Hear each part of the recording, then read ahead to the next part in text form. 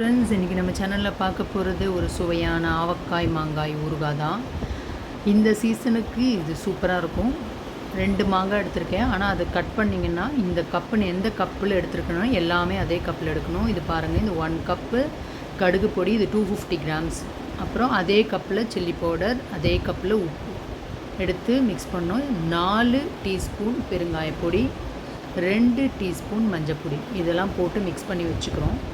அந்த 2 மாங்காவை கட் பண்ணப்போ எனக்கு அந்த கப்பால் 5 கப்பு வந்துச்சு. இப்போ இது பாருங்கள், நீங்கள் எதுக்கு இது நம்ம கையால் மிக்ஸ் பண்ணுறோன்னு பார்த்தீங்கன்னா, எல்லாமே கரெக்டாக ஒரே சமமாக மிக்ஸ் ஆகிறதுக்காக. இப்போ எப்படி மிக்ஸ் பண்ணுறோன்னு பாருங்கள். இது மிக்சிங் தான் இம்பார்ட்டன்ட். ஃபஸ்ட்டு 2 கப்பு மாங்காய் எடுத்து ஒரு பெரிய அகலமான பாத்திரத்தில் போட்டுக்கிறேன். அப்புறம் அது மேலே இந்த மிக்ஸ் பண்ணி வச்ச பொடி இருக்கு இல்லையா, உப்பு, மஞ்சப்பொடி, பெருங்காயம், மிளகாப்பொடி, இதெல்லாம் இருக்குல்ல, கடுகு பொடி, இதை போட்டு நல்லா அதில் தூவி விடுறோம்.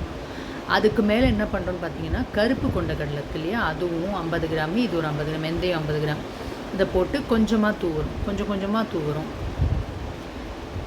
இதில் மிக்சிங் ரொம்ப இம்பார்ட்டண்ட். அப்போ தான் ஊறுகாய் கெட்டு போகாமல் இருக்கும். இப்போ அடுத்து ஒரு 2 கப்பு எடுக்கிறேன். அந்த 2 மாங்காய்க்கு எனக்கு 5 கப் வந்தது. நான் 5 கப்புக்கு இந்த அளவு சொல்கிறேன்.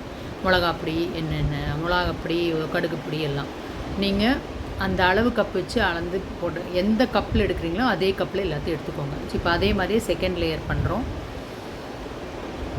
அந்த மிக்ஸ் பண்ணி வச்ச பொடி, கருப்பு கொண்டக்கடலை, வெந்தயம் போடுறோம். கடைசியாக ஒரே ஒரு கப் மீதி இருந்தது, அதையும் அது மேலே போட்டு இது தூவுறோம்.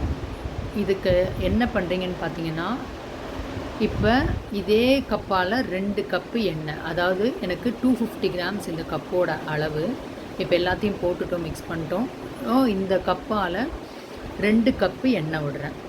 அதாவது எனக்கு வந்து 1/2 கிலோ எண்ணெய் வந்தது. இது எண்ணெய் எவ்வளோக்கு ஊற்றி சமமாக மிக்ஸ் பண்ணி வைக்கிறீங்களோ அவ்வளோக்கு ஊறுகாய் ரொம்ப நல்லாயிருக்கும். நீங்கள் இந்த மிக்ஸிங்கை நல்லா பார்த்துக்கோங்க இந்த வீடியோவில். இது நல்லா ஊறறதுக்கு ஒரு 5லேருந்து 7 நாள் ஆகும். அப்போ தான் இந்த கொண்டக்கடலையெல்லாம் உங்களுக்கு பல்லில் தட்டுப்படாமல் இருக்கும்.